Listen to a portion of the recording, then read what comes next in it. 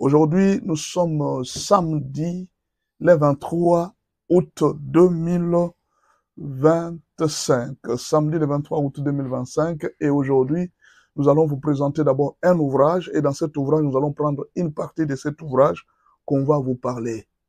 Mon souci aujourd'hui est que nous soyons à 200 et plus. Oui, oui. En tout cas, c'est notre souci. Hier, c'était à 110. Merci beaucoup. Je suis très sûr qu'on va atteindre. C'est juste question que les gens partagent. Chacun partage la vidéo.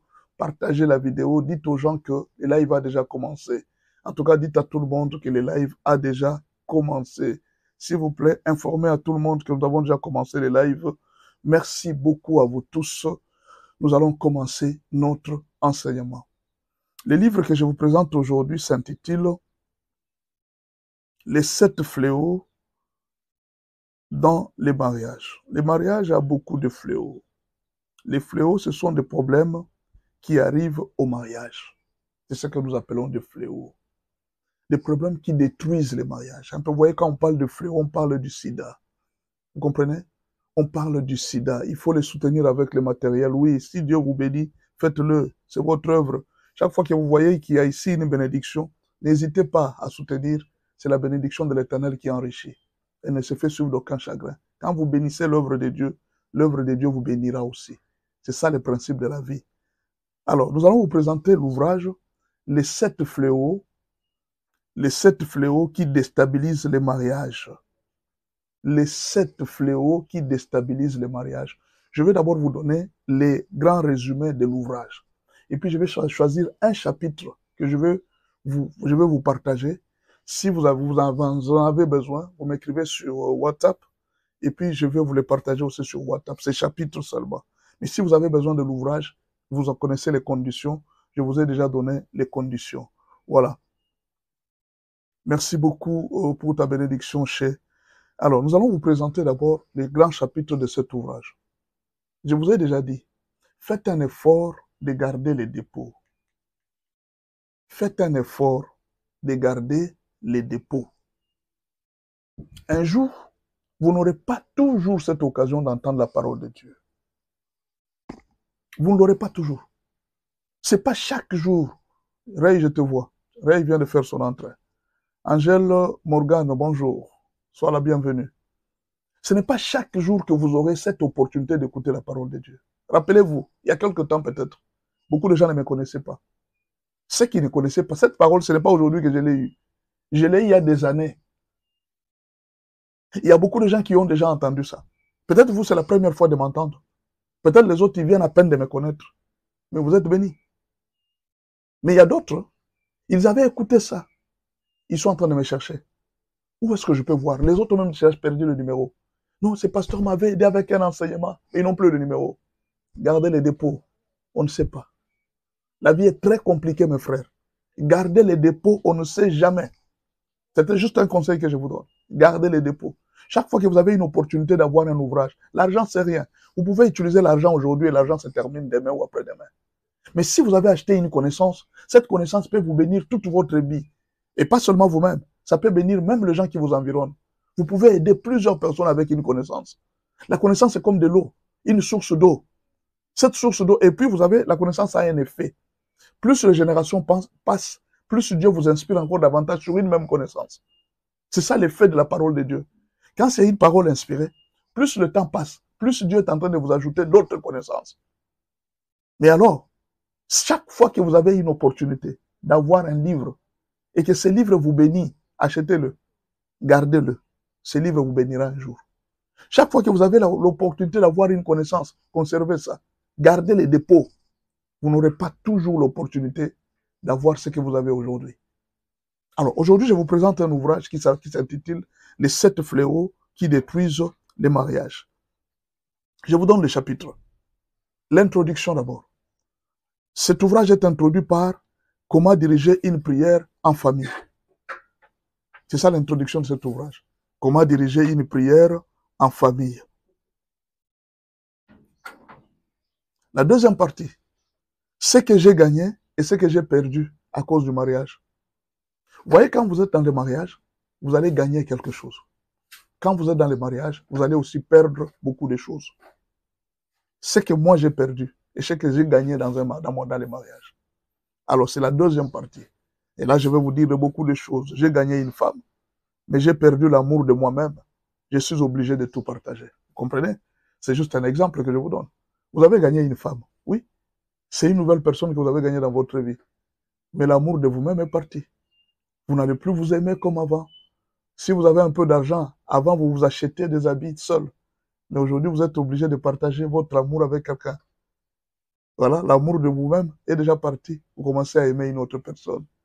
Donc, ce n'est pas le sujet. Mais c'est juste un petit chapitre de cet ouvrage. Alors, la troisième partie, c'est qu'il faut connaître quand on se marie avec l'homme ou la femme de la volonté de Dieu. Ce chapitre parle de quoi en fait? Il faut savoir que même si Dieu vous a dit que c'est lui l'homme de ta vie, même si Dieu vous a dit que c'est elle la femme de ta vie, ne crois pas que Dieu viendra écrire un SMS pour vous dire que non, écris-lui, je t'aime. Non, non. Ne crois pas que Dieu viendra pour lui dire non, Dieu viendra se soumettre à votre place. Non. Même si c'est l'homme de la volonté de Dieu, c'est vous-même qui vous soumettrez en tant que femme. C'est vous-même, mari, qui l'aimerez. Donc, il ne faut pas confondre les choses. Non, j'ai eu la femme de la volonté de Dieu, alors c'est automatique. Non, non, ça ne se passe pas automatiquement. Il y a des choses que vous êtes obligé de faire. Ne croyez pas que parce que vous avez épousé la femme de votre vie, et Dieu m'a montré que c'était la femme de ma vie, alors vous ne lui donnerez pas l'argent. Non, non, vous vous trompez.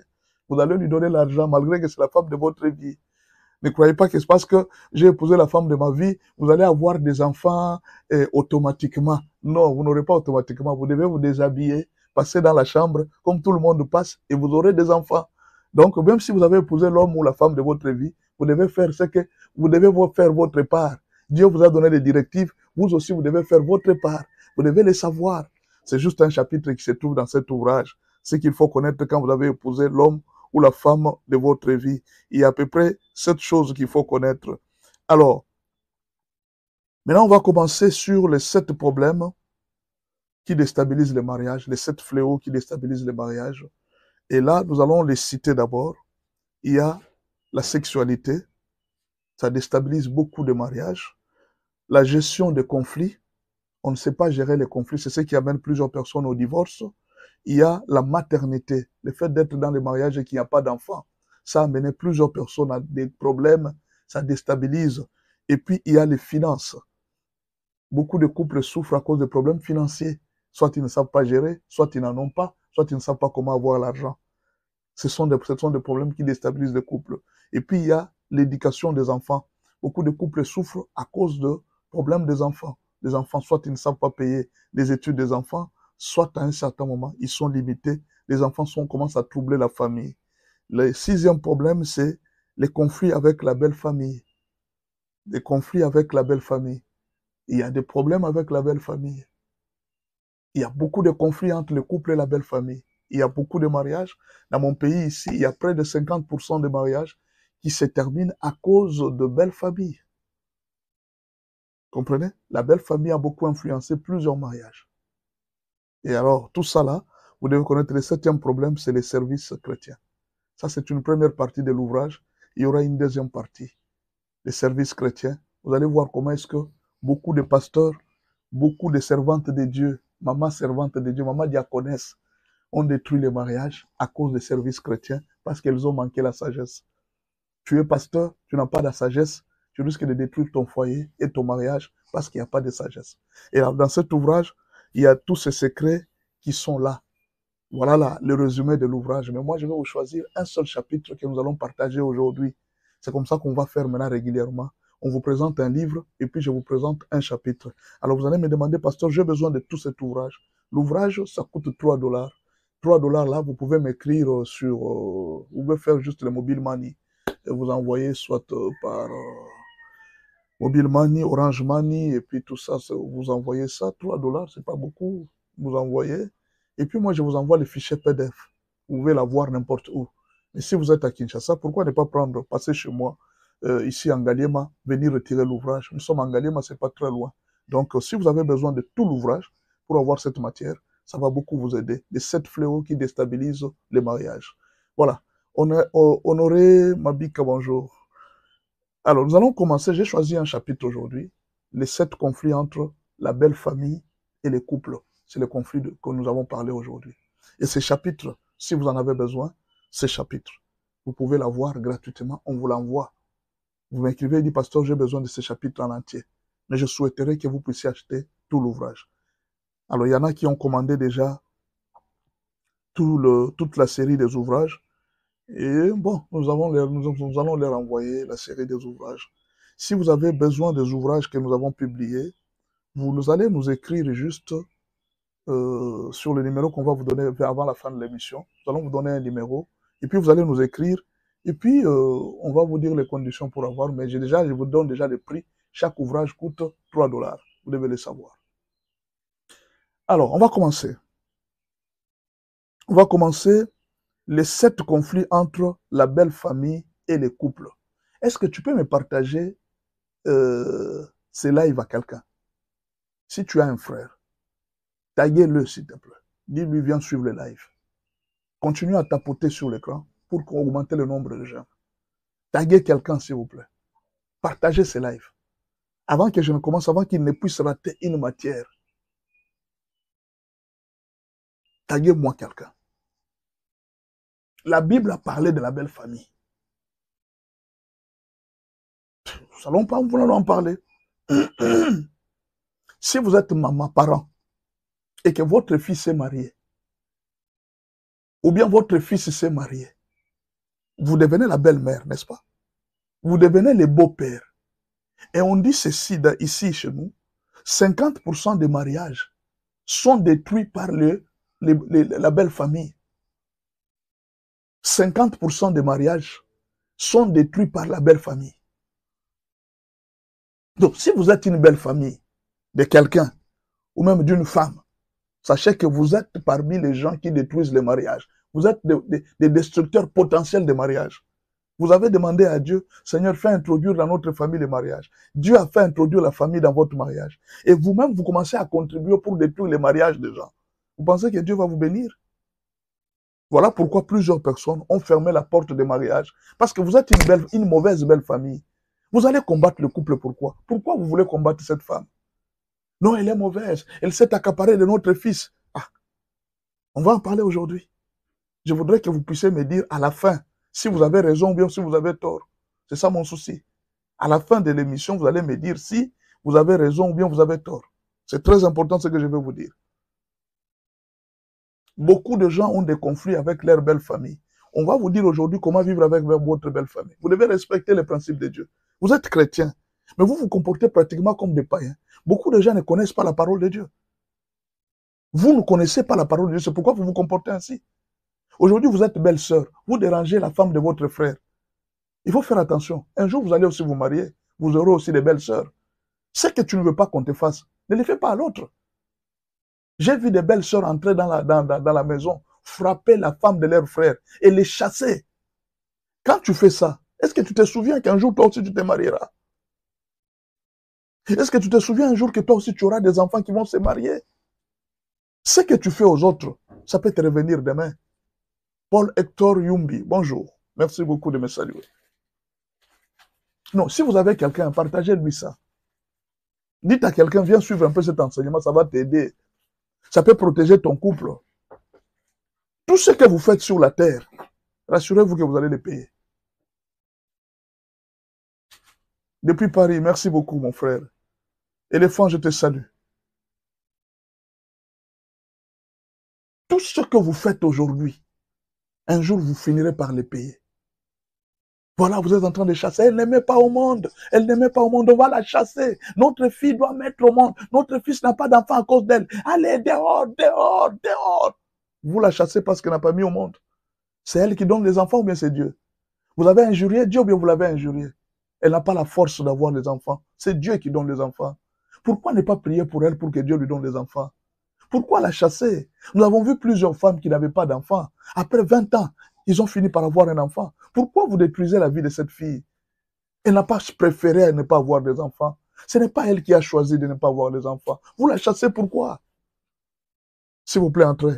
Appelez-moi quelqu'un. Appelez-moi quelqu'un, s'il vous plaît. Appelez-moi quelqu'un. Je vous supplie, s'il vous plaît, appelez-moi quelqu'un. Dis-lui d'entrer. Vous connaissez la personne qui fait ça, dites-lui d'entrer. Venez écouter la parole de Dieu. Dieu a tout dit dans la Bible, tout. La Bible, elle a la solution à tous les problèmes. Et aujourd'hui, vous allez découvrir. Est-ce que vous pensez que ce que vous êtes en train de faire, ça c'est pour tout Pierre. À Rennes en France, merci beaucoup. En tout cas, merci beaucoup. Les gens de la France, vous me suivez beaucoup. Je vous bénis, merci beaucoup. Que Dieu vous bénisse. Non, suivez-moi très bien. Rappelez-vous que vous avez des filles. Ce que vous faites aux enfants d'autrui, ça peut revenir sur vos filles. Vous savez, quand nous marchons sur cette terre, nous sommes en train de marcher avec des principes. Quels sont les principes qui nous dirigent? Je ne voudrais pas faire du mal à quelqu'un pour qu'un jour cela ne puisse pas revenir vers moi.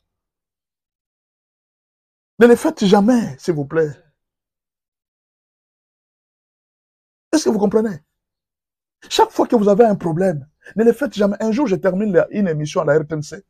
J'avais terminé une émission à la RTNC. Alors, j'ai vu un papa qui m'a appelé. J'ai entendu la voix d'un papa avec qui je parlais au téléphone. Il me dit, pasteur, bonjour. Bon, c'est vrai, je regrette beaucoup Je me suis beaucoup inséré dans le couple de ma fille.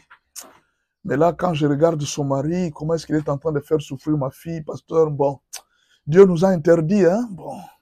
Vous sentez que papa avait la douleur. Il avait la douleur de sa fille. Papa a la douleur de sa fille. Je m'excuse beaucoup pour le jeu d'image. Papa a la douleur de sa fille. Il sent comme si sa fille est quelque part dérangée. Elle souffre. Mais papa, prie pour elle.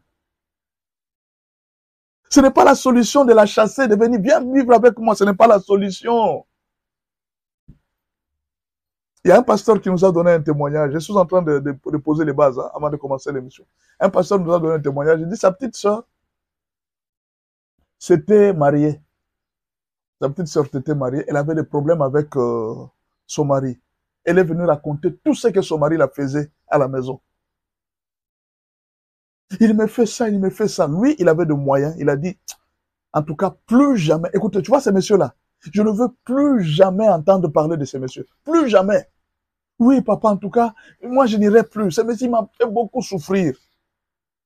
La fille a commencé à rester là. Elle est restée, elle est restée, elle est restée, elle est restée pendant un moment. Puis un jour, il a vu que la fille lui a dit, non, je veux quelque part, je vais revenir. La fille est partie. 2 jours, elle ne revient pas. 3 jours, elle ne revient pas. Et puis, elle ne revient toujours pas. Ah, mais comment? Elle était ici, elle est partie. Comment, où est-ce qu'elle est partie? Quand il est parti vérifier, il part vérifier, il se rend compte que la fille est déjà rentrée chez son mari. Bon, finalement, il a décidé de partir jusque chez son mari. Quand il arrive chez son mari, écoutez ce que son mari lui a dit. Ah, beau frère, je regrette beaucoup, hein. Même toi que je considérais, c'est toi qui encourages ma femme à divorcer, à se séparer de moi. Et pourtant, tu es serviteur de Dieu. Elle m'a tout dit. Tout ce que tu lui avais dit là, que non, ne rentre plus jamais, et tout ça, elle m'a dit. Il était humilié. Ouais, le problème du mariage ici. Il ne faut pas suivre quand on voit la personne en train de pleurer. Un jour, tu seras humilié. Le mariage, c'est compliqué. Un jour, tu viens en train d'injurer cette fille. Hey, sors! Tu as injuré la fille d'autrui, c'est bien. Mais le jour où tu verras ton grand frère revenir avec elle, main dans la main, tu auras honte. Et la fille va te regarder seulement d'en haut. Tu pensais quoi? Que ton grand frère va me refuser? Tu vois maintenant où est-ce que tu te trouves? Tu vas rester dans la honte. Tu seras humilié. Ce que tu fais aux autres, réfléchis. Un jour, tu risques d'oublier. Je suis en train juste de te rappeler. Tu as terminé, tu as fini combien de mariages? Est-ce que tu te souviens que Dieu avait interdit? Il avait dit que non, que personne ne sépare ce que Dieu a joint. Est-ce que tu sais ça? Fais attention. J'ai dit fais attention. Il y a 7 conflits entre la belle famille et le couple. Il y en a 7. Maintenant, suivez-moi très bien. Je vais vous expliquer. Un grand péché, briser un couple, c'est un grand péché. Un grand péché sur tout le plan. Parce que d'abord, hein, vous détruisez les tissus sociaux. La famille, c'est la base d'une société. Mais quand vous êtes en train de chasser quelqu'un, c'est un tissu social que vous êtes en train de détruire. C'est comme si on est en train de vous arracher les cœurs dans votre corps. Est-ce que vous allez vivre? Vous détruisez toute une famille. Ce papa devrait faire grandir ses enfants. Quand vous êtes en train de dire à cette femme de partir, mais qui va s'occuper de ses enfants? Non, nous avons des moyens. Nous avons des moyens. Nous allons supporter nos enfants. Non, les enfants ne grandissent pas seulement avec le moyen. Les enfants grandissent aussi avec l'amour. Vous pensez que vous allez donner le même amour que les parents avaient pour ses enfants? Même si vous avez des moyens pour élever les enfants, vous avez aussi l'amour. L'amour aussi, on achète. Vous pouvez aussi acheter l'amour pour donner à ses enfants. Vous pouvez supporter. Vous saurez supporter. Laissez cette femme faire grandir ses enfants. Ne brisez pas ce mariage. C'est notre fils, c'est notre fils, c'est notre fille, c'est notre fils, c'est notre fille. Vous l'avez marié pourquoi? Il fallait refuser. Il fallait rester avec vos enfants à la maison. Ornella, bonjour. Que Dieu te bénisse. J'ai dit qu'il fallait rester avec votre enfant à la maison. Non, apparemment, vous ne comprenez pas. J'ai dit ceci. Il fallait rester avec votre enfant à la maison. Pourquoi vous l'avez fait marier? Pourquoi vous l'avez fait marier? C'est ma fille, c'est ma fille. Mais si tu veux rester avec tes filles, reste avec elle à la maison. Pourquoi tu les fais marier? Toi, tu aimes tellement tes enfants. Non, toi, tu es marié. Donc, toi et ton mari, il y a une fille qui m'a dit hier, elle m'a appelé, elle m'a dit, pasteur, ma mère et mon père me disent que non, chaque jour, il faut que je me sépare de mon mari. Un jour, tu sais que ce mariage-là va se terminer. Hein? La famille reste la famille. Hein? Tu dois t'occuper de la famille. J'ai aimé la question que la fille a posée à son père. La fille a posé une seule question à son père et son père n'a pas su répondre.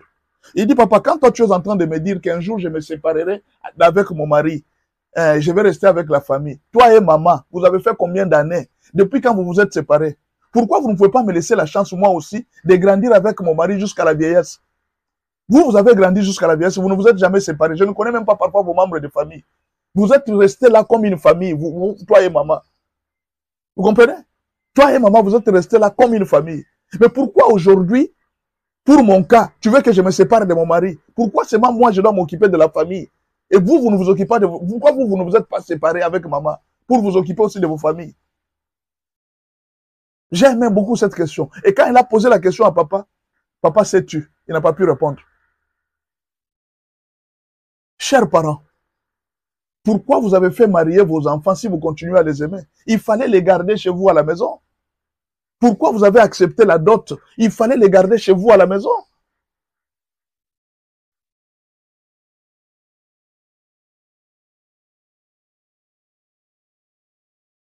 Le premier conflit entre la belle famille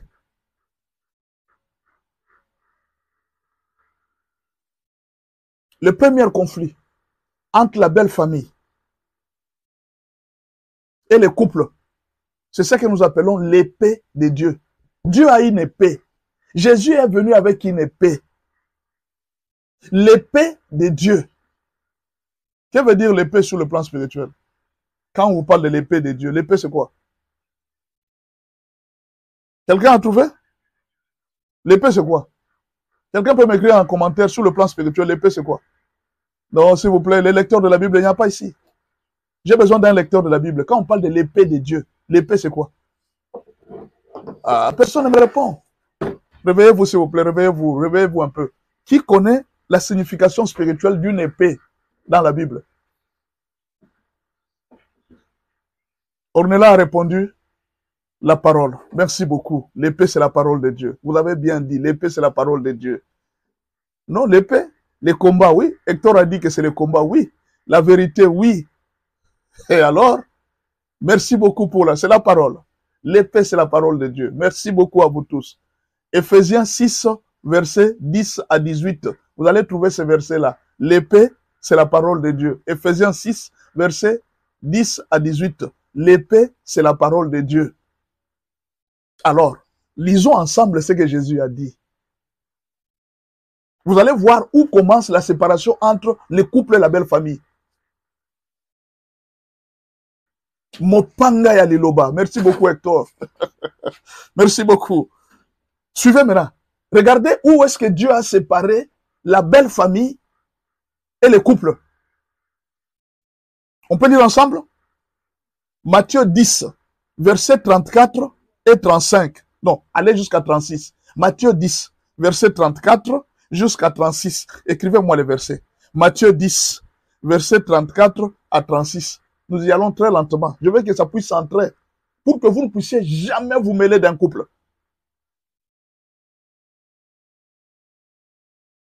Matthieu 10, verset 34 à 36. Merci Nzambe de Moutou. On y va. Ne croyez pas que je suis venu apporter la paix sur la terre. Je ne suis pas venu apporter la paix sur la terre. Vous l'appelez prince de paix, non? Non, je vous dis ceci. Vous n'appelez pas Jésus prince de paix. Il dit ceci. Je ne suis pas venu apporter la paix sur la terre. Je ne suis pas venu apporter la paix sur la terre. Je ne suis pas venu apporter la paix, mais l'épée. La paix unie, l'épée divise. Non, vous appelez Jésus prince de paix. C'est là qu'il faut connaître maintenant. Quand Jésus dit qu'il est prince de paix, il le dit dans quel sens? Vous l'appelez prince de paix, lui-même dit, il dit non. Non. Ne croyez pas que je suis venu vous apporter la paix. Je suis venu apporter l'épée. Car je suis venu mettre la division entre l'homme et son père, entre la fille et sa mère, entre la belle-fille et sa belle-mère. On a cité la belle-fille et la belle-mère. Peut-être que vous vous posez trop de questions. Pourquoi il y a beaucoup de conflits entre la belle-mère et la belle-fille? Jésus vient de vous dire, je suis venu mettre la division.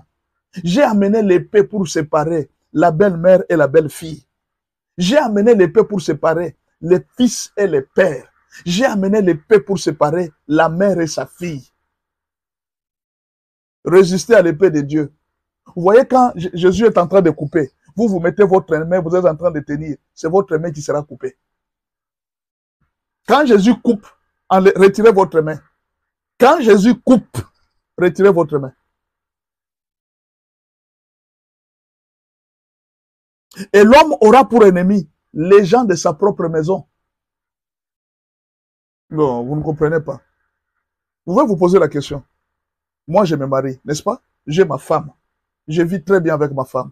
Partagez-moi ce live, s'il vous plaît. S'il vous plaît, partagez le live à quelqu'un. Dis-lui de venir suivre le live. Il y a beaucoup de choses qui se passent sur les réseaux sociaux ici. Les gens, au lieu de venir suivre la parole qui peut les aider, non, partagez-lui ce live. Maintenant, là, il est en train de suivre un théâtre, un film Netflix. Dis-lui, viens suivre ici. Dis-lui, laisse d'abord ça, viens suivre ici. Partagez-moi à quelqu'un ce live.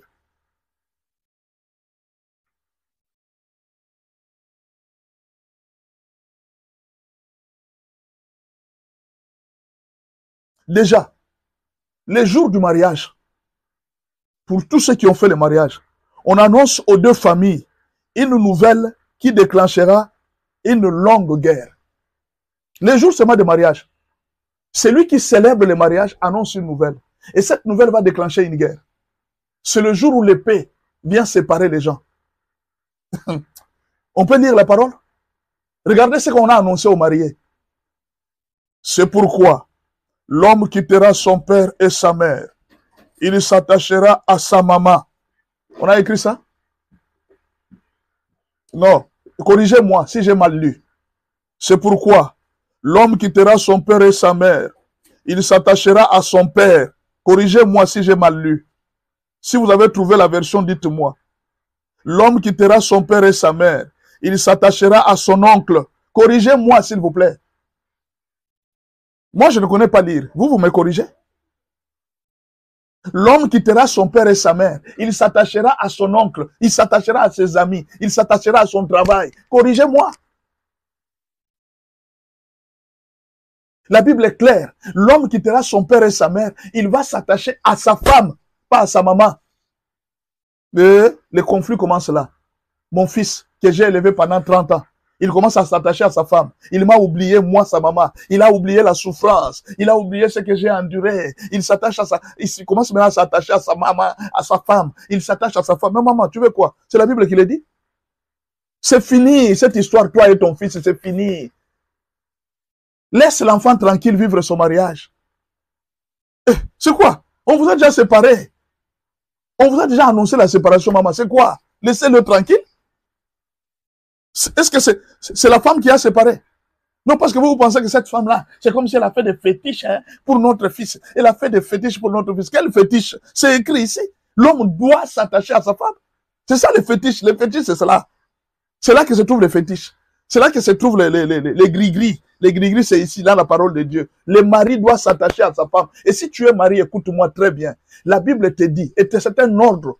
C'est pourquoi l'homme doit s'attacher. Oh, l'homme s'attachera à sa femme. Si tu continues à t'attacher à ta maman, tu continues à t'attacher à tes sœurs, tu es en train de pécher parce que tu es en dehors de la parole de Dieu. Ou alors, il ne fallait pas te marier.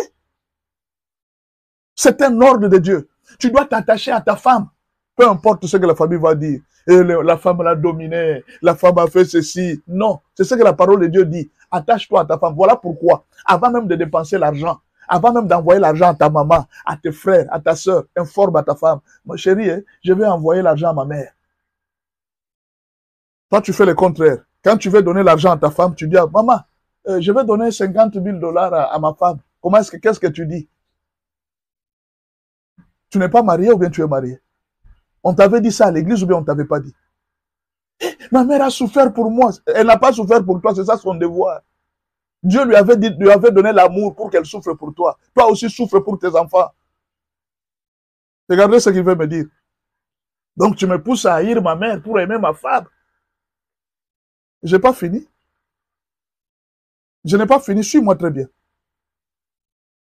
Papa, oza mayele makasi, papa. Te, eza mayele ya Saint-Esprit, papa. Eza Saint-Esprit. Na kuzwa mayele wapi? Kaka kudenge na sabo, tala elongi nanga. Na kuzwa mayele wapi? So yi Saint-Esprit achete, eloko eza te. Mbolo ya pamba, nege bakinoa balobaka, na lingala balobaka. Mbolo ya pamba. Sans Jésus, on n'est rien. Rien du tout. Ne t'en fais pas. Il n'y a pas d'intelligence à moi. C'est le Saint-Esprit. Si tu sens cette intelligence, c'est que c'est le Saint-Esprit qui te touche. Où est-ce que je vais avoir l'intelligence? Dieu t'a dit un jour, tu es marié, tu continues à t'attacher à ta maman. C'est ma mère, quand même elle a souffert pour moi, c'est son devoir. Toi aussi souffres pour tes enfants. Ce que ta mère a fait, c'est juste pour t'apprendre comment tu dois souffrir pour tes enfants. Ce n'est pas une dette morale. Même si nous devons aider nos parents, ce n'est pas parce que on les aime, non. C'est parce que la Bible nous le dit de les honorer. Est-ce que tu comprends? C'est la Bible qui nous dit. Ne crois pas que la Bible n'a pas... Écoute, la même Bible te dit ceci, de t'attacher à ta femme. La même Bible t'autorise d'honorer tes parents. Tu vas dire que la Bible se contredit? Elle ne se contredit pas. Tu t'attaches à ta femme, mais tu honores tes parents. C'est ce que la Bible dit. Chacun a sa part. Mais toi, le problème, c'est quoi? Tu t'attaches à ta maman et tu honores ta femme. Tu fais le contraire. Honorer sa maman et s'attacher. Le mot honorer ses parents et s'attacher, c'est la même signification d'après toi. Non, mais prends le dictionnaire. Que veut dire s'attacher et que veut dire honorer? Quand on s'attache à une personne, c'est chaque jour avec elle. Tous les jours avec elle. Tout ce qu'on fait avec elle. L'attachement, c'est ça la fidélité. Tu dois t'attacher à ta femme. Quitter tes parents. Alors, le problème, c'est commence où? Les conflits commencent où? Les hommes qui ne veulent pas quitter. Dieu lui dit de quitter, lui ne veut pas. 2. Dieu lui dit de s'attacher à sa femme, lui s'attache à sa maman. Voilà les conflits. Et la belle fille, quand elle réclame ses droits, elle n'aime pas notre famille, elle n'aime pas ma maman, elle n'aime pas. Tu veux qu'elle l'aime comment? Est-ce que Dieu a dit à la fille d'aimer ta maman? Il y a une parole de la Bible qui dit à la fille, ta femme doit aimer ta maman, elle doit se soumettre à ta maman. Non, bon, donnez-moi un verset qui a dit que femme, soumets-toi à ta belle famille. Donnez-moi ce verset. Vous lisez la Bible, donnez-moi le verset qui dit que femme, soumets-toi à ta belle famille. C'est où? Non, c'est une question que je vous pose. Donnez-moi un verset qui dit que l'homme doit aimer sa mère comme il aime sa femme. Non, donnez-moi le verset. La Bible a bien spécifié. Honore ton père et ta mère. Point. Honore-le. Fais tes devoirs vis-à-vis de tes parents. Mais t'attacher, non. Vous trouvez un monsieur là, qui est un grand papa, qui va là, j'ai mangé déjà chez ma maman. Ça, c'est quel monsieur? Ça, c'est quel genre de personne, ça? Et puis, il s'appelle chrétien. Tu as osé toucher à ma mère. Tu as osé toucher à ma mère. Une femme est folle. Elle vient seulement voir ta mère, elle commence à l'injurier. On va en parler, ne vous en faites pas. Je n'ai pas fini. Comment tu commences à conclure ma prédication alors que je n'ai pas fini?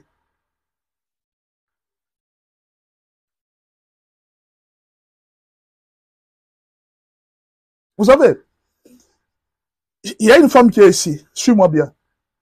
Tu es une femme, suis-moi très bien. D'ailleurs, à l'homme, on a même dit de quitter. À la femme, c'est encore plus grave. Je répète, si à l'homme, on a dit de quitter, à la femme, c'est encore plus grave. Faire honneur s'oppose à déshonorer. Ce scrupule vous honore. Rendre honneur. Voilà, merci beaucoup pour la définition. Merci pour la définition. Honorer, ce ne peut pas dire s'attacher. Ce n'est pas le même verbe. Cherchez dans les dictionnaires. Vivez votre vie même avec des dictionnaires. Cherchez, attacher et honorer. C'est le même verbe. Mais vous vous comportez attaché avec maman, honoré avec votre femme. Non, c'est quoi ça? Grandissez, non? À cet âge, si on doit commencer à vous répéter l'enseignement des nouveaux mariés. Il a injurié ma maman, le mariage doit se terminer. Il a injurié ma maman, le mariage doit se terminer. Il y a un verset qui dit que la femme, quand elle injurie la belle-mère, le mariage se termine. Et maintenant, le jour où toi, tu vas injurier ça, ta belle-mère, tu as mal éduqué, une fille mal éduquée, tu as injurié la belle-mère, non? Là, la femme n'a pas le droit de dire que tu as injurié ma mère, le mariage se termine. C'est toi seulement qui as le droit. C'est toi qui as une maman, la femme n'a pas une maman. Écoute ma fille, écoute-moi. Tu es là, calme-toi. Hey, ouais, tu es en train de me dire, ouais, c'est comme ça. Oui, pasteur, tu parles. Écoute ce que ta Bible dit à une femme. Alors même, on a même bien dit de quitter. Mais à la femme, c'est grave. Ce que Dieu a dit à la femme, c'est très grave. Dieu a dit à la femme d'oublier sa famille. Ma fille, oublie ton père, oublie ta mère. Pas quitter, oublier. Tu ne me comprends pas, je te répète. Le mot que la Bible a utilisé pour une femme, quand elle se marie, c'est d'oublier. Oublie ton père et ta mère. Tu ne comprends pas? Ah, pasteur, donne-moi le verset. Oui, oui, je vais te le donner. Oublie ton père et ta mère. Oublie-le. C'est ce que la Bible a dit. Fais comme si tu n'avais pas de parents. Laisse ton mari s'occuper de tes parents. C'est ce que ça veut dire. Quand ta mère te dérange là, dis-lui, ah, je demande à mon mari. S'il il donne, il donne. Moi là, je dépends de lui. Je ne dépends pas de moi-même, je n'ai pas assez de moyens. Mais toi, tu commences à tricher dans les secrets, tu soutires l'argent, j'ai envoyé à maman. Pourquoi?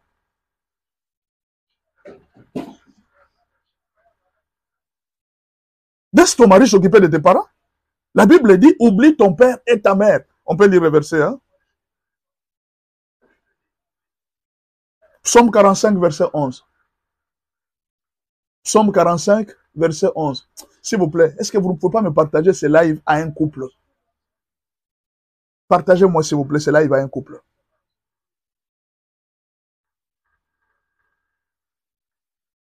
Écoute ma fille.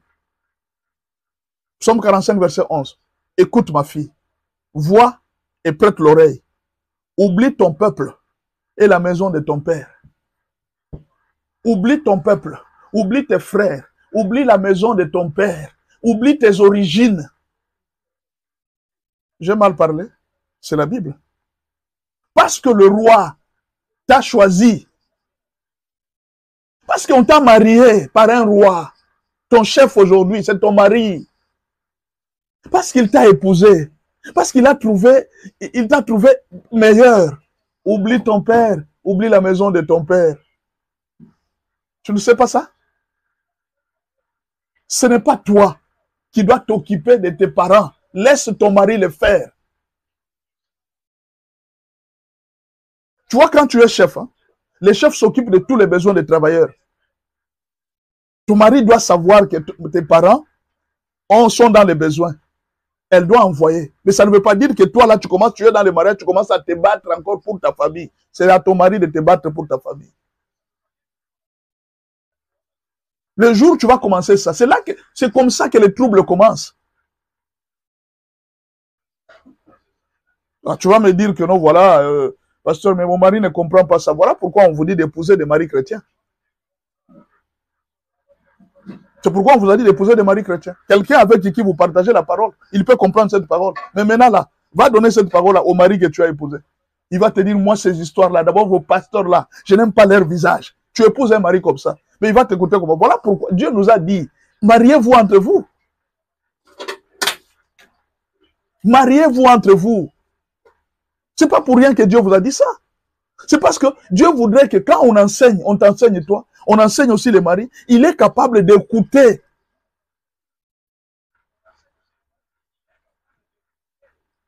Maintenant, toi, tu as choisi, non, mais vous savez, c'est la vie, hein, c'est la vie. La religion ne peut pas séparer les gens, il n'y a pas de problème. Marie-toi. Mais maintenant, là, va lui donner cette parole.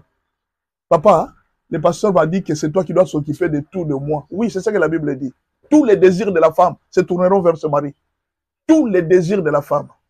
Lui, il va dominer sur la femme, mais tous les désirs de la femme se tourner vers son mari. C'est ce que ça veut dire. C'est-à-dire, dans un couple normal, c'est le mari qui doit aider la belle famille, de la femme, de sa belle famille. Et c'est la femme aussi qui doit s'occuper de la... parce que la femme, là, toi, tu es là. Tu fais tout ce que ton mari veut. En principe, quand la femme va dans sa famille, elle ne doit pas aller avec son nom. Elle doit aller avec le nom de son mari. C'est ce que ça veut dire. C'est-à-dire, quand tu viens dans ta famille, là, avec un colis, tu ne vas pas avec ton nom. Tu vas avec le nom de ton mari. Maman, papa, bonjour. Mon mari m'a envoyé pour vous donner ça. C'est comme ça que la femme va. Quand tu vas dans la famille de ton mari, tu vas aussi avec la même chose. Papa, maman, bonjour. Mon mari m'a envoyé vous donner ça. C'est le rôle que la femme doit avoir dans les mariages.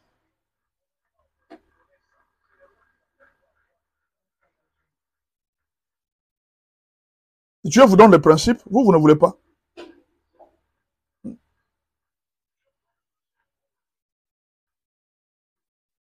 Deuxième conflit qui est entre les couples et la belle famille. C'est l'éducation à la servitude. L'éducation à la servitude. C'est une éducation africaine, généralement. C'est une éducation africaine. Hein? Et beaucoup de problèmes de mariage, dans ces situations, c'est souvent en Afrique. Ailleurs, les gens ont déjà compris. Quand les jeunes se marient, papa et maman, bon, ça se fait, hein? Ça ne veut pas dire qu'ils sont parfaits partout, non. Ici, vous devez comprendre une chose. Beaucoup de parents, je vous donne mon témoignage. Mon père m'a dit, tu vois comment est-ce que je souffre? Tu vois comment je souffre?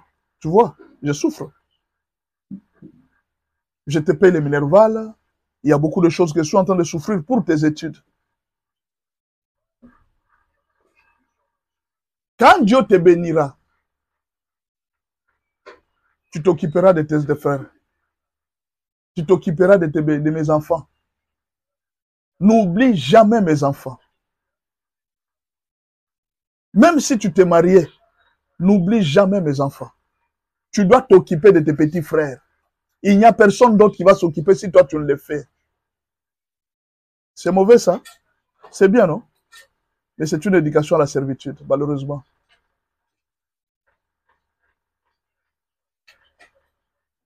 Et je t'interdis d'éduquer ainsi tes enfants. Dis à tes enfants, chacun de vous doit faire un effort de gagner la vie et que vous puissiez vous entraider dans la vie. Ne vous abandonnez pas. Dans la vie, c'est le corps. Toi, tu amènes ça, l'autre amène ça. Toi, tu amènes ça, tu amènes ça. Vous formez un corps, c'est alors que vous allez réussir. Si vous ne faites pas ça, vous allez échouer dans la vie. Vous devez être unis, faisant des efforts ensemble. C'est comme ça. Quelle est la conséquence de cette mauvaise éducation à la servitude? Vous allez voir un frère qui est en France, n'est-ce pas? Parce que papa leur avait dit, vous avez un frère qui est en France, ne vous en faites pas. Le frère qui est en France, il envoie l'argent.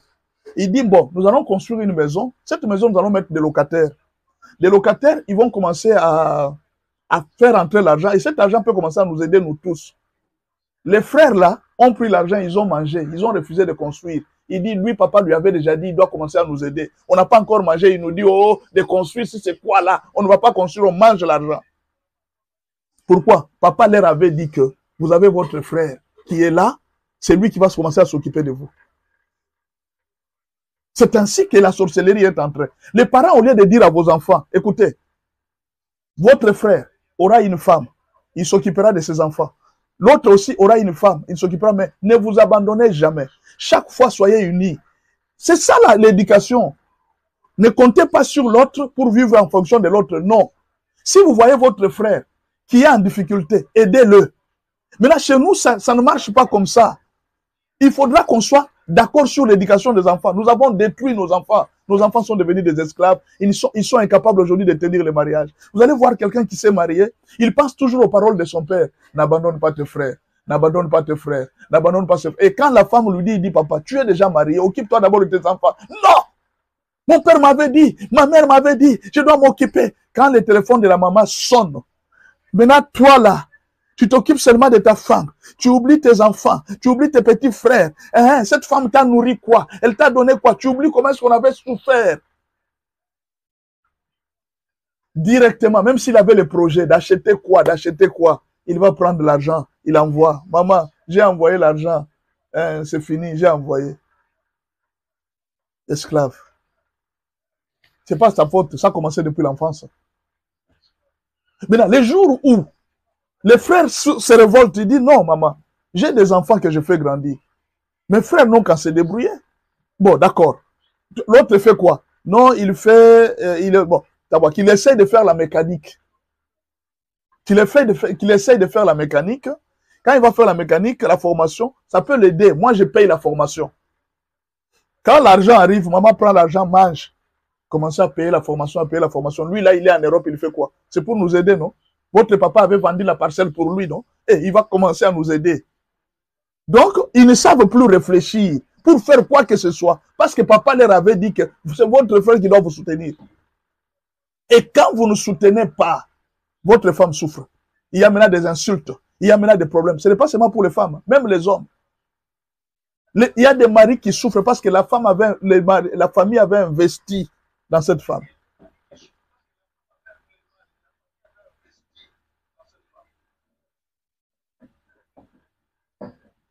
Est-ce que vous comprenez? Soyez sages, s'il vous plaît. L'éducation à la service. Je vous donne quelques exemples.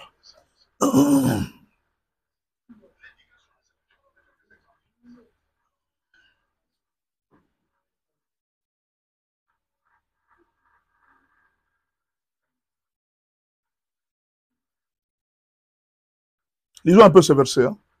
C'est le verset 1 Timothée 5, verset 8. 1 Timothée 5, verset 8. Si quelqu'un ne prend pas soin de sa famille, ne prend pas soin des siens, et ceux de sa propre famille, il a renié la foi. Il est pire qu'un infidèle. Si tu ne t'occupes pas de ta famille, tu as renié la foi et tu es pire qu'un infidèle. 1 Timothée 5, verset 8. Tu ne peux pas abandonner ta famille pour quelqu'un d'autre. Ta femme souffre dans le foyer, même pour donner seulement l'argent à ta femme, c'est un problème. C'est seulement la maman, ta maman. Maman, je t'ai envoyé 200. Mais pourquoi tu n'as jamais donné $200 à ta femme? La Bible a dit que tu dois t'attacher à ta femme.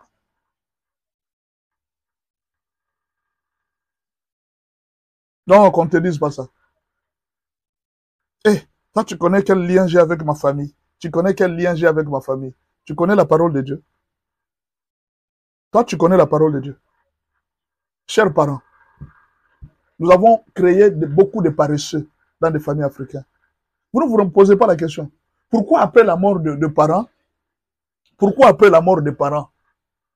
les enfants se retrouvent dans la rue en train de vendre l'héritage des parents? C'est parce que les parents n'ont pas bien éduqué les enfants. Les enfants ne savent pas l'importance d'un héritage. Ils connaissent seulement que nous avons un frère qui va nous aider. C'est tout ce qu'on a mis ça dans la tête de nos enfants. Les enfants doivent savoir que la maison que papa nous a laissée, c'est un héritage. Nos petits-enfants peuvent en profiter. Alors, qu'est-ce qu'on va faire? On va essayer de construire. Chacun met une brique. Nous allons essayer de construire. Quand nous allons terminer à construire, nous allons mettre chacun une brique. Nous mettons des briques par-ci, par-là. Chacun met quelque chose.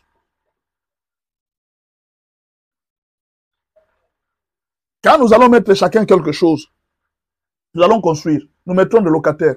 Voici comment est-ce que nous allons gérer la maison. Tel groupe, vous allez commencer à prendre ça. Nous allons privilégier les enfants qui étudient. Nous allons faire ça. Nous allons faire ça. Il ne faudra pas qu'il y ait... Vous devez faire des réunions. Il ne faudra pas qu'il y ait un système où les gens souffrent. Tout le monde doit s'en sortir. Si nous trouvons que parmi nous, il y a un frère qui n'a pas de maison, qui ne sait pas louer, nous allons essayer de lui mettre un moyen pour qu'il puisse gagner sa vie.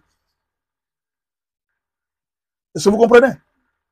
Aujourd'hui, on doit faire tout pour aider nos enfants à comprendre, à savoir comment on gère l'héritage. Beaucoup d'enfants, papa leur a laissé tout. Mais ils ont tout vendu, tout simplement parce que papa leur avait mis dans la tête l'idée de la servitude. Vous, tel que vous êtes là, c'est quelqu'un qui doit vous aider. Vous, que vous étudiez ou pas, c'est quelqu'un qui doit vous aider. Vous allez trouver dans une famille où la jeune fille est en train d'être engrossée. Elle a beaucoup de petits-enfants, elle amène des enfants là. Elle est encouragée et dit, leur neveu, leur oncle va payer les études de ses enfants. Maintenant, elle continue à se prostituer. Le neveu est là, comme un esclave. Les enfants sont là, elle va payer l'air minerval. Tu l'encourages dans le mal. Il faudra apprendre à cette fille de se battre pour la vie et non de se battre pour le sexe. Non, vous ne l'encouragez pas. Pourquoi? Parce qu'à cause de l'éducation à la servitude. C'est une très mauvaise éducation. Nous devons corriger les tirs. Chers parents, corrigez les tirs. Montrez à vos enfants que vous n'avez pas que vos frères pour vivre. Vous pouvez aussi vous débrouiller. Voilà pourquoi, pendant que vous êtes en train d'élever les enfants, montrez à chaque enfant comment gagner la vie. Montrez à chaque enfant comment il doit s'en sortir dans la vie. Qu'il ne compte pas seulement sur ses frères, qu'il ne compte pas seulement sur son frère. Même si son frère a des millions, montrez à vos enfants, il dit, comptez sur Dieu et sur vos propres efforts. Ne comptez pas sur votre frère, ne comptez pas sur vos sœurs. Comptez sur votre Dieu et sur vos propres efforts. Imaginez que l'enfant grandit avec cette éducation. Il va déranger son frère? Il va déranger sa famille? Non, non, non, non. Lui, là, il est là, il ne fait rien. Il ne fait rien. Même si, il y a des gens ici qui sont ici à Kinshasa. On leur a déjà envoyé même 5 000 $ pour commencer les affaires. Ah, moi, je ne sais pas qu'est-ce que je vais faire ici. Moi aussi, je dois seulement aller en Europe. Moi, je dois... Ceux qui sont en Europe te disent ici, la vie est très difficile ici. Tu ne sauras pas tenir ici. Commence les affaires là-bas. Nous allons commencer à t'envoyer. Nous vendons quand même des marchandises. Moi, c'est seulement l'Europe. Moi, c'est seulement l'Europe. Là où je trouve mes grands frères, je vais aller là-bas. Et quand il va aller là-bas, il commence à déranger maintenant les belles sœurs. Il commence déjà, moi, depuis que je suis ici, grand frère, ta femme ne me regarde même pas. Ta femme ne s'occupe même pas de moi. C'est quoi, mon frère? Tu ne peux pas chercher ta vie. Seulement déranger le foyer des autres. À ton âge, là, tu ne peux pas chercher ta vie. Mais c'est mon grand frère, non? C'est mon grand frère, on est nés ensemble. C'est mon grand frère. Toi, tu es venu, tu veux nous séparer. Ce n'est pas la femme qui vous a séparé, c'est la parole de Dieu. L'homme quittera son père et sa mère, il s'attachera à sa femme. Cette éducation a détruit la vie de tous les enfants africains. Maman, papa, d'abord mes frères, hein? D'abord mes frères. Mes frères d'abord, mes frères d'abord. Il faut faire attention. Troisième conflit, l'héritage familial.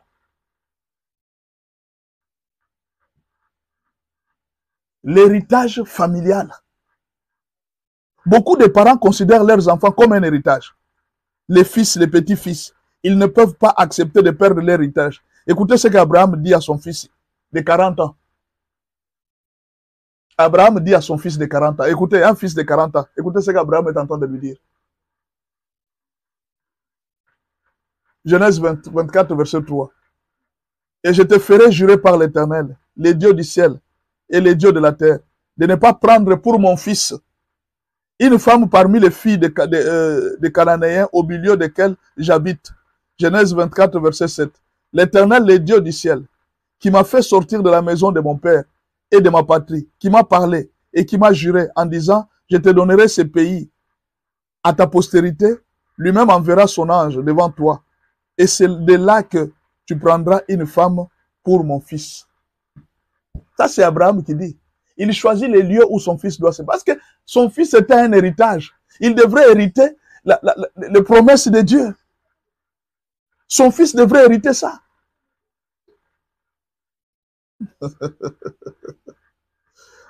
Qu'est-ce que tu dis? Pasteur, je pourrais aujourd'hui, sans vous demander une faveur, Vous avez un PayPal compte. Chez nous, en Afrique, il n'y en a pas, malheureusement. En Afrique, il n'y en a pas. Il n'y a pas de PayPal. Mais seulement, nous avons des mobile money. Peut-être un mobile money, vous pouvez l'avoir. À la fin, je vais donner les numéros des mobile money. Ça peut vous aider, peut-être. Je ne sais pas. Ici, chez nous, en Afrique, il n'y a pas de PayPal. C'est pourquoi nous avons des problèmes avec TikTok. TikTok n'arrive pas à nous payer parce que ce système-là n'existe pas. Western Union, oui. Ou MoneyGram, oui. Ou alors Orange Money, oui. Vous pouvez utiliser ça. Merci beaucoup de toute façon. Abraham dit à son fils, tu es mon héritage. C'est-à-dire, même le choix de la femme, c'est moi. C'est ce qui arrive dans la famille des chefs coutumiers. Les chefs coutumiers déterminent quelle fille doit épouser son fils. Maintenant, toi, tu es une fille. Tu viens. Tu ne connais pas les coutumes de cette famille. Tu ne connais pas ce qui se passe dans cette famille. Tu entres. Quand ils vont remarquer que tu fais des choses qui ne concordent pas avec leur... Mais c'est fini. Ils vont te détruire. Il y a un film qu'on nous a projeté. Beaucoup de gens n'ont pas compris des leçons. Il y avait beaucoup de leçons dans ce film. Un prince à New York. Ce film, quand vous le suivez, je vous conseille de suivre encore ce film. C'est un film qui a beaucoup de leçons. Un prince à New York. Un film qui a beaucoup de leçons. D'abord, un héritier qui refuse le système de son père. Il dit non, papa, moi je ne suivrai pas votre système. Je vais épouser la femme de mon choix. Bien sûr, il y avait aussi une part, on a montré comment est-ce que les dirigeants africains dépensent de l'argent en Occident. C'était ça, en fait, une grande leçon aussi. Mais la leçon, c'était quoi? L'enfant refuse le système de son père. Mon père est chef coutumier, il est roi en Afrique. Moi, je ne veux pas faire ce que la royauté fait. Même en Angleterre, il y a un héritage. Pour épouser une femme, vous devez suivre les conditions de la royauté. Il y a des conditions qu'on a déjà mises. Toi, tu dois épouser la fille de tel, de tel. C'est déjà prévu, même avant que tu ne sois né. On a déjà prévu ça. Maintenant, c'est tout un héritage dans la famille. Alors, des familles comme ça sont des familles problématiques. Toi, tu es une fille, tu entres dans cette famille. Les conseils que je vais te demander, si tu acceptes d'épouser un homme ou une femme qui est d'une lignée comme ça, où la famille considère les enfants comme un héritage, tu dois savoir comment te comporter. Sinon, tu vas perdre le mariage, sinon tu auras toujours des problèmes. Quand tu arrives là où on danse avec les pieds gauches, danse aussi avec les pieds gauches. Voilà pourquoi beaucoup de filles se cherchent des problèmes pour rien. Tu viens chercher à inventer des choses qui n'existent pas dans cette famille. Mais pourquoi tu as accepté l'homme? Ah, c'est leur coutume, hein? Tu dois respecter la coutume. Tu l'as accepté, c'est ta coutume. Quand tu acceptes d'épouser un Isaac, en tout cas, Abraham a les yeux sur toi, hein? Il va te dire, ta femme là s'habille mal. Vous savez pourquoi Esaïe a perdu l'héritage? C'est parce qu'il avait épousé des filles qui faisaient mal à leurs parents. Esaïe est parti prendre Judith. Esaïe est parti prendre des filles qui ont fait mal à Isaac. Et qu'est-ce que Rebecca a dit? Rebecca a dit non, non, non, non, non, non, non. Ce monsieur ici ne mérite pas d'avoir l'héritage. On a donné l'héritage à Jacob. C'est ainsi que l'aîné a perdu l'héritage. C'est-à-dire, il y a certaines familles. C'est un héritage, c'est une bénédiction. Si tu ne remplis pas les conditions, tu dois épouser la femme telle qu'on t'a exigé. Si tu ne remplis pas les conditions, tu vas épouser la femme de ton choix. On te ravit l'héritage. Et c'est un conflit dans des familles. Parfois, vous ne comprenez pas. Dans leur famille, hein, l'homme ne doit pas épouser une femme comme toi. Par exemple, je vous donne un exemple. Une famille, par exemple, où ils sont kimbanguistes. Dans leur famille, c'est kimbanguiste 100%. On va épouser une chrétienne. La chrétienne vient avec Jésus, Jésus. Elle ne prie pas comme ça. Ils ne prient pas comme ça. Depuis leur héritage, depuis leurs ancêtres, ils ne prient pas comme ça. Mais tu as amené une femme, pour eux, c'est un feu étranger. Maintenant, tu penses qu'il n'y aura pas de conflit? Voilà pourquoi on vous dit, avant de vous marier, prenez le temps de réfléchir. Quand vous vous mariez, soyez sûr là où vous allez. Vous êtes toujours aveugle. C'est notre choix, c'est mon cœur. Ce n'est pas le cœur qui va vivre. Il y aura des réalités que tu vas trouver dans la famille. Il y aura des conflits. Certaines familles ont leurs coutumes. Certaines familles ont leurs us. Sinon, vous serez toujours en conflit. Soyez sage quand vous êtes en train de vous marier. Posez de bonnes questions quand tu rencontres un homme et une femme. Mon frère, moi je suis chrétienne. Ah non, la religion c'est quoi? Non, non, non, non, non, non, non, non, non, non. Toutes les familles n'acceptent pas les religions chrétiennes. Toutes les familles n'acceptent pas la religion que tu es. Tu es témoin de Jéhovah, va épouser les témoins de Jéhovah. Tu es chrétien de réveil, va épouser dans une église de réveil. Tu es catholique, va épouser des filles catholiques. N'amène pas ce problème à cette fille. Il y a des héritages. La famille a dit, nous sommes catholiques 100%. Maintenant, toi, tu leur amènes une fille qui n'est pas catholique. Elle vient avec le Jésus, Jésus, Jésus, Jésus, je vois les démons. Là, ils ne connaissent pas les démons, ils ne connaissent pas toutes ces histoires-là. Tu leur as amené quoi ici, mon fils? Ça, là, ça n'existe pas dans notre famille. Et cette fille ne sera pas tranquille. Elle ne sera pas la bienvenue. Vous savez, actuellement, nos filles qui ne sont pas sages, elles ne savent même pas être hypocrites. Elles ne savent même pas comment être sages. À un moment, faire semblant. Eh, maman, bonjour, papa. Tu t'habilles comme eux. Tu fais comme eux. Mais pour conserver ton mari, les filles d'aujourd'hui ne sont pas sages. Oui, les branamistes, épousez-vous entre vous, branamistes. Ne cherchez pas de problème. Cette fille, elle n'est pas branamiste. Toi, tu vas l'épouser. Je vais seulement épouser. Elle n'est pas branamiste. Tu connais que ton père est branamiste 100%. Tu connais que tu es branamiste 100%. Va épouser une branamiste. Ne quitte pas ta religion. Demain, tu auras un problème. Tu es catholique, épouse dans l'église catholique. Il y a beaucoup de filles là-bas. Ne quitte pas cette église. Demain, vous aurez un problème. Cette famille est catholique 100%. Cette famille est branamiste 100%. Cette famille est kimbangiste 100%. Cette famille est témoin de Jéhovah 100%. Va aller vous marier entre vous, les témoins de Jéhovah. N'amenez pas de conflits entre des familles pour rien, des conflits de religions qui n'ont rien à faire. Chez vous, c'est un héritage de famille, cette religion.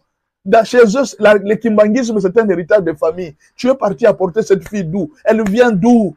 Oh non, moi, quand je t'épouse là, je ne te poserai jamais les problèmes de religion. Je ne te poserai jamais. Mais quand vous arrivez, toi, tu ne poseras pas parce que tu aimes ta femme.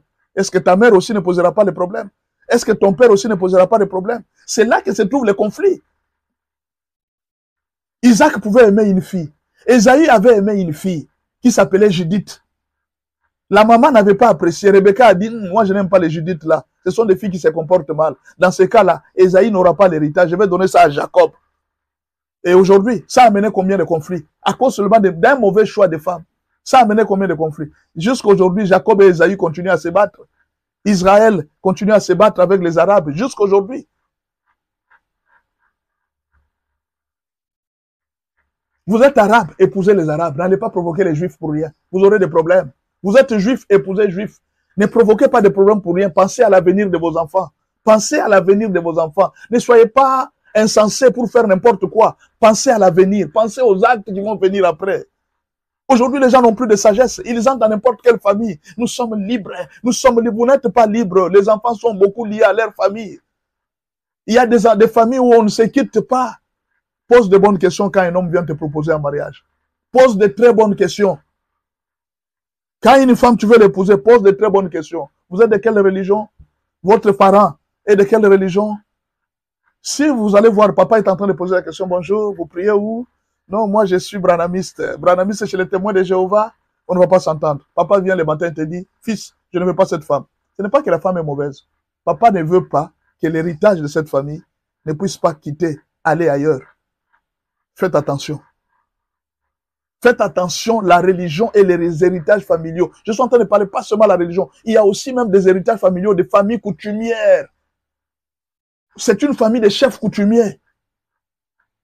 Tu as épousé ce monsieur, il est issu, c'est lui qui devrait hériter. Il a des problèmes qu'il doit hériter. Vous allez vivre comme ça dans les mariages, vous n'avez pas d'enfant. Pourquoi? Parce que tu as épousé un chef coutumier, un héritier chef coutumier. Qui n'a jamais accepté la délivrance? Il est venu seulement comme ça, non, je viens à l'église et puis c'est fini. Tu penses que c'est fermé? Non, le trône est en train de les réclamer. Le trône est en train de les chercher. Vous allez voir comme ça, on commence à vous envoyer des histoires. Et ce sont des conflits dans la famille. Vous avez déjà vu quelqu'un qui se marie. Tu te maries, mais tu te rends compte que ton beau-père n'a jamais été chez toi à la maison. Tu t'es marié, hein? Mais ton beau-père n'a jamais été à la maison. Il n'est jamais venu. Tu vas te poser la question, qu'est-ce que j'ai fait à mon beau-père? Il connaît. Il n'était pas d'accord avec ce mariage. Et les conflits commencent là. Les jours où tu vas les visiter, tu as amené quoi? Dépose ça là-bas. C'est comme si on ne te voit même pas. C'est parce que ton mari ne t'avait pas dit toute la vérité. Eux n'avaient jamais aimé ta présence dans cette famille. Tu es venu amener quelque chose qui n'est pas dans leur coutume. Quatrième conflit, la coutume. Beaucoup ont épousé des femmes ou des hommes qui ne connaissent rien de leur coutume, des parents. Je vous ai déjà parlé d'Ésaïe. Genèse 24, verset 7.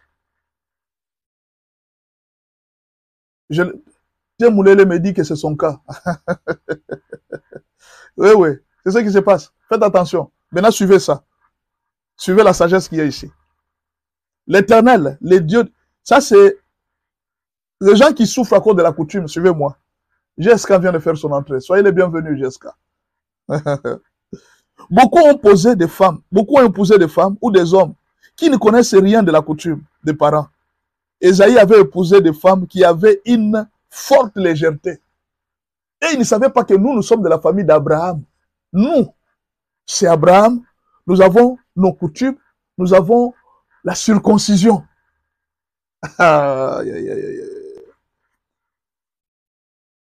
Genèse 24, verset 7. L'Éternel, le Dieu du ciel, qui m'a fait sortir de la maison de mon père et de ma patrie, qui m'a parlé et qui m'a juré en disant, je te donnerai ce pays. Lui-même enverra son ange devant toi, et c'est lui. Alors, Genèse 26, verset 35. Elles furent un sujet d'amertume pour les cœurs d'Isaac et de Rebecca. C'est-à-dire, Ésaïe est parti choisir des femmes. Genèse 26, verset 35. Ésaïe est parti choisir des femmes. Ces femmes-là, quand il les a choisies, ces femmes sont devenues un sujet d'amertume. Après 10 ans, nous ne sommes plus ensemble en Allemagne. Après 10 ans, nous ne sommes plus ensemble en Allemagne. Pourquoi? Explique-moi un peu l'histoire. Qu'est-ce qui s'est passé? Jessica, bonjour, nous recevons tes salutations. Tous les groupes reçoivent tes salutations. Ils ont fait 10 ans, ils ne sont plus ensemble. Vous comprenez? Elles furent un sujet d'amertume pour les cœurs d'Isaac et de Rebecca. Il y a de belles mères qui pleurent chaque jour. Je répète, il y a de belles mères qui pleurent chaque jour. Non parce qu'elles n'aiment pas leur belle-fille, mais tout simplement parce que la belle-fille n'a aucun respect pour les us, mœurs et coutumes de la famille.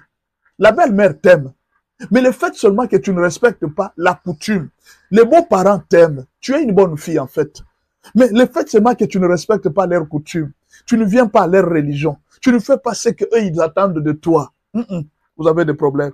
Rebecca avait regretté dans son cœur.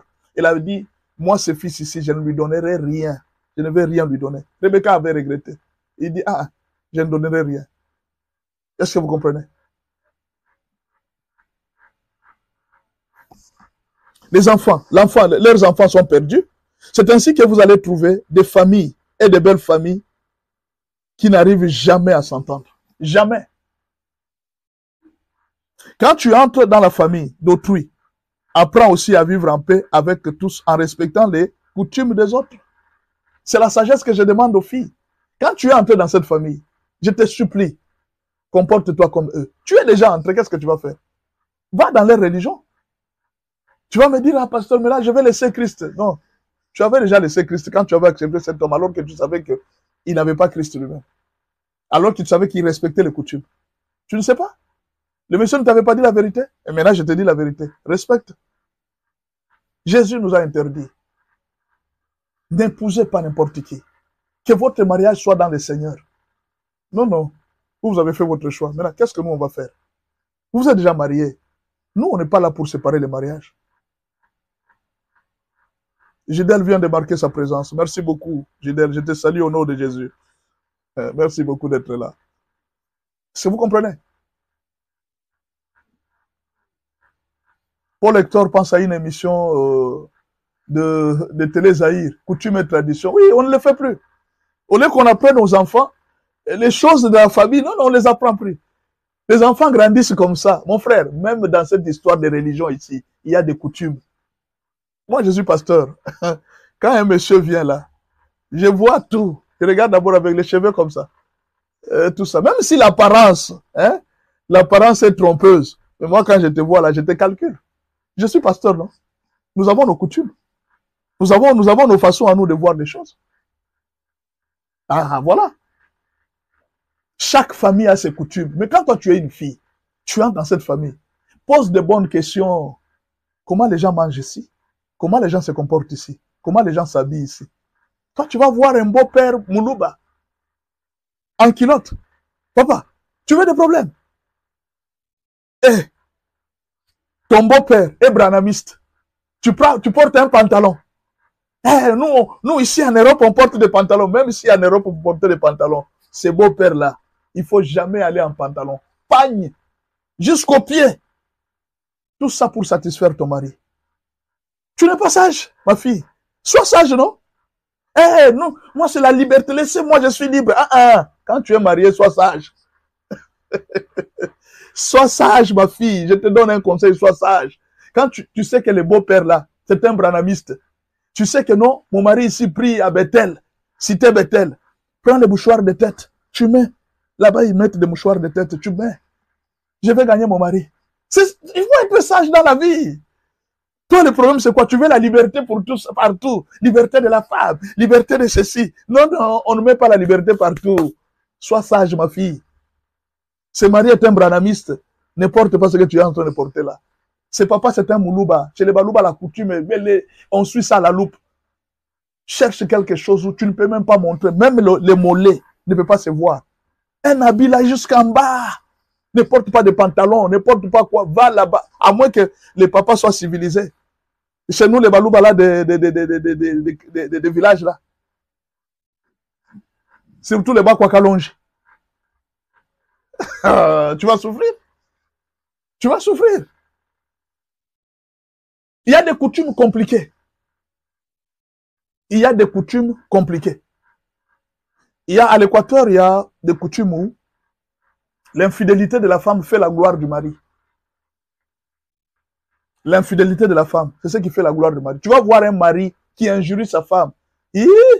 Regarde-moi cette femme. Est-ce que toi-même les hommes t'aiment en route? Une femme, c'est la valeur. Les hommes doivent t'aimer en route. Personne ne t'aime. Jamais, je n'ai jamais appris même une histoire que tu as couché avec un homme. L'homme se glorifie quand sa femme est aimée par les autres hommes. C'est une coutume. Maintenant, vous allez me dire quoi? Tu es entré, tu as épousé une femme qui vient de là. Quand elle n'a pas fait l'infidélité, elle sent comme si elle ne te respecte pas.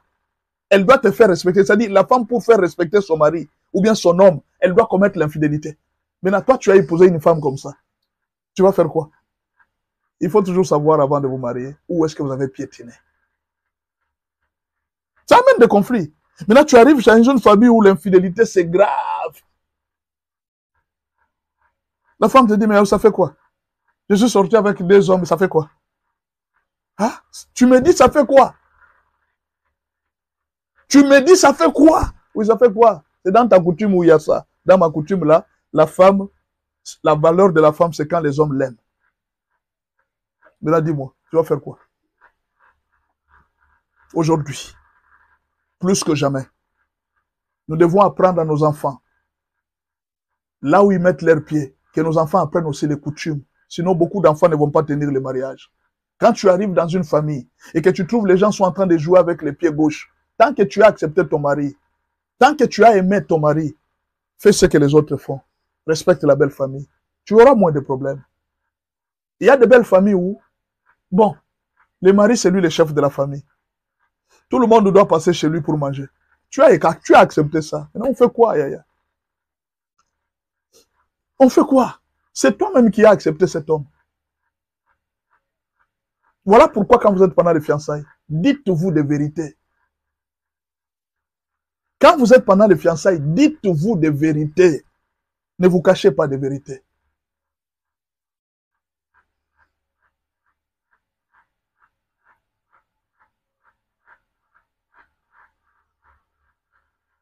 Sixième conflit, la procréation. Le sixième conflit entre la belle famille et les couples, c'est la procréation. Quand il n'y a pas d'enfants dans les couples, c'est la belle famille qui s'élève. La belle famille n'est pas contente. Non, pas du tout. La belle famille n'est pas contente, pas du tout contente. Comprenez? La belle famille n'est pas contente. Et notre enfant n'a pas d'enfant. Parce que dans la logique africaine, on pense toujours que c'est la femme qui est stérile. L'homme n'est jamais stérile. Un jour, vous arrivez dans un couple, les gens étaient en train de... La belle-mère était en train de se fâcher. Tu dois avoir un enfant. Cette femme stérile, on doit la chasser. Les maris ne disaient rien. Et la femme aussi ne disait rien. La pression augmentait. La belle-mère ne faisait que des... Les belles sœurs commençaient à injurier. La femme savait la vérité. L'homme était impuissant. L'homme n'était pas fort au nid. La femme connaissait la vérité. Mais elle ne voulait pas humilier son mari. Elle ne voulait pas humilier son mari. Elle s'est dit non, je ne peux pas humilier mon mari.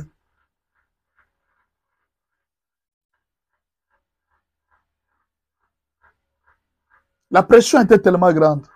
Un jour, la femme a appelé la famille. Elle a appelé la maman du mari. Elle a appelé les papas du mari à deux. Elle leur a dit ceci. Vos parents, je sais que vous regrettez pour la maternité ou tout ça. C'est moi peut-être par contre, c'est ma famille qui doit vous réclamer vous. Pourquoi tu dois dire ça? Toi, tu ne donnes pas les enfants que ta famille vienne encore. Nous l'avons doté. Nous avions donné tout. Il dit non. Votre fils ici ne fonctionne pas. Papa humilié. Maman humiliée. Hein? Fiston, qu'est-ce qu'il y a? Ce que ta femme dit, c'est vrai? Papa, papa. Non, dis-moi. Ce que ta femme dit, c'est vrai. Oui, c'est un peu ça. Depuis quand? Pourquoi tu nous as amenés dans toute cette histoire? Est-ce que tu le savais depuis longtemps? Papa, je pensais que quand je vais me marier, ça va s'arranger. Vous avez déjà posé la question à vos maris, à vos femmes? Vous avez déjà posé la question à vos maris, à vos femmes?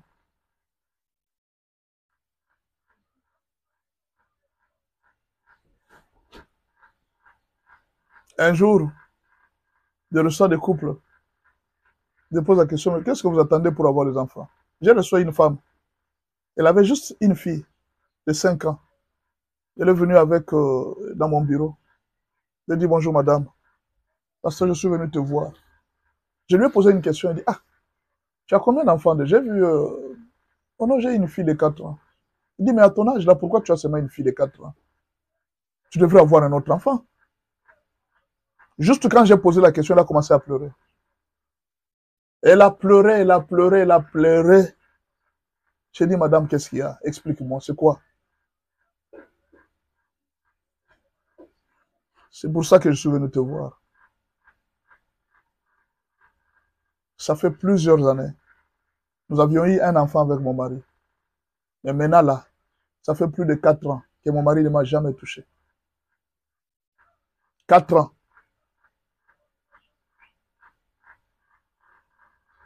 Comment est-ce que je vais avoir un enfant? Comment j'aurai un enfant, pasteur?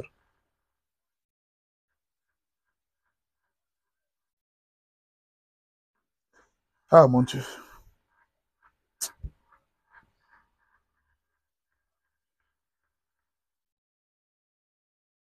Ne soyez pas injuste.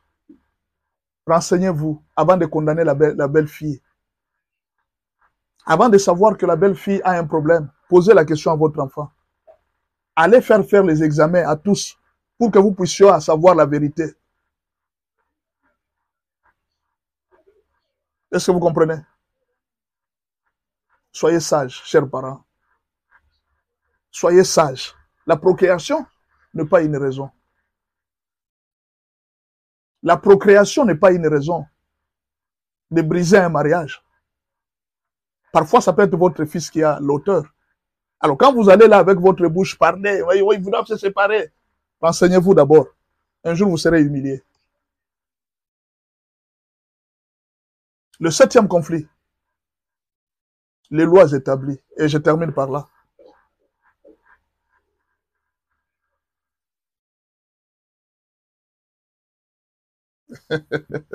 La prédication d'aujourd'hui doit être répétée à plusieurs séances. Aïe, aïe, aïe, aïe. Bon, d'accord. Je laisse alors le 7e point. Je demande à tout le monde de nous retrouver aujourd'hui à 17h juste. Comme il est déjà 7h30 pratiquement, nous allons parler du dernier point, les lois établies.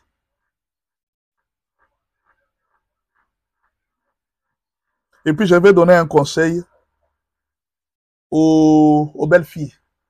Comment vous devez savoir. Aujourd'hui, à 17h juste, appelez-moi les gens. Invitez les gens. Nous allons nous retrouver à 17h juste. 17h juste. On va commencer le live. On va répéter cet enseignement. Et puis, je vais vous donner les conseils à la fin. Il y a à peu près 5 conseils que je vais donner aux belles filles. Comment vous devez vivre avec la belle famille. Et je vais donner aussi aux beaux-fils. Comment je vais donner. Ici, à Paris, les 8h, 8h30. Oui, chez nous, c'est 7h30 déjà. Demain, aujourd'hui à 17h, donc ça sera à 18h30 heure de Paris. À 17h, juste aujourd'hui, nous allons encore nous retrouver pour les lives. De 17h juste à 18h30. Nous allons nous retrouver pour les lives. Alors, nous allons revenir sur cet enseignement et puis à la fin, je vais vous donner les conseils. Parce que je n'ai pas fini avec les conseils. Il y a les 6e points, 7e point et puis les conseils. Nous allons revenir sur ça. Donc aujourd'hui, nous nous retrouvons nous tous à 17h juste. Et je vous supplie, si vous avez les soucis d'avoir cet ouvrage, écrivez-moi, dites-moi, pasteur, j'ai besoin d'avoir tout l'ouvrage. Alors, si vous avez besoin de l'ouvrage, vous m'écrivez et dites, pasteur, j'ai besoin de l'ouvrage, je vais vous donner les conditions. Ou alors, écrivez-moi sur WhatsApp, je vous donne les numéros. Plus 243, plus 243, 81, 86, 81, 652. Plus 243, 81, 86, 81, 652. Je répète, plus 243, 81, 86, 81, 652. Si vous avez besoin de cet ouvrage, écrivez-moi, pasteur, j'ai besoin de l'ouvrage. Et si vous avez besoin d'autres ouvrages, demandez-moi les bons de commande. Écrivez-moi sur WhatsApp et vous aurez tous les ouvrages, vous allez les avoir. Sur WhatsApp, écrivez-moi et vous aurez plus 243, 81, 86. Non, non, non, non, l'une pas bleu, pas 88. 81, 86. 81, 86, 652. C'est ça mon numéro WhatsApp, pas 88. Plus 243, 81, 86, voilà, 652. C'est mon numéro WhatsApp. Écrivez-moi. Si vous avez besoin des autres ouvrages, écrivez-moi. On va faire un effort chaque jour. Les soirs, on va reprendre cette émission. Parce que comme beaucoup de gens ont raté et que les gens demandent que c'est une émission intéressante, je vais reprendre cette émission du début jusqu'à la fin. Comment vivre avec la belle famille? Vous devez savoir, la Bible a tout dit, la Bible a tout donné. Vous devez savoir comment vivre avec la belle famille. C'est très important. Si vous ne savez pas, vous allez souffrir dans les malheurs pensant que Dieu vous a abandonné, alors que c'est juste un manque de sagesse que vous avez manqué. En tout cas, de tout mon cœur, je vous bénis. Si vous avez besoin de soutenir l'émission, écrivez-moi. Ou alors, voyez Nzambende Mutua Solo, il est là, vous allez lui écrire sur son compte Nzambende Mutua Solo. Écrivez-lui sur son compte, il va vous dire comment faire. Mais vous pouvez m'écrire directement et puis Dieu va vous bénir. Soyez bénis en tout cas de partout. Et partout où vous nous suivez, soyez bénis. Je suis très content, je suis dans la joie. Pour aujourd'hui au moins, on se sépare par là. Mais à 17h juste, je serai encore dans les lives avec vous tous. Et puis nous allons partager la connaissance. Si vous avez cet ouvrage, voilà les numéros, plus 70, plus 27.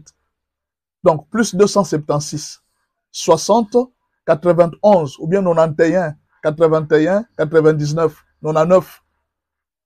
Voilà. Merci beaucoup, Paul Hector. Merci beaucoup. À 17h, invitez-moi encore. Si vous avez des amis, des frères, dites-leur à 17h, ne ratez pas les lives. Ne ratez pas les lives, soyez là très nombreux.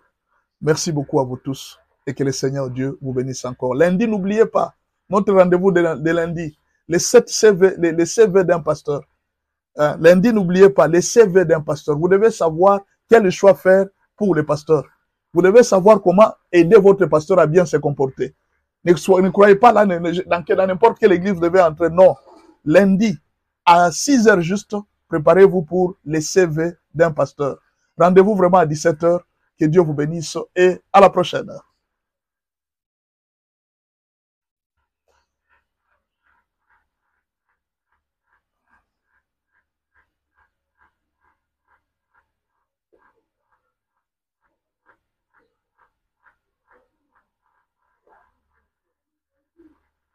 Hmm?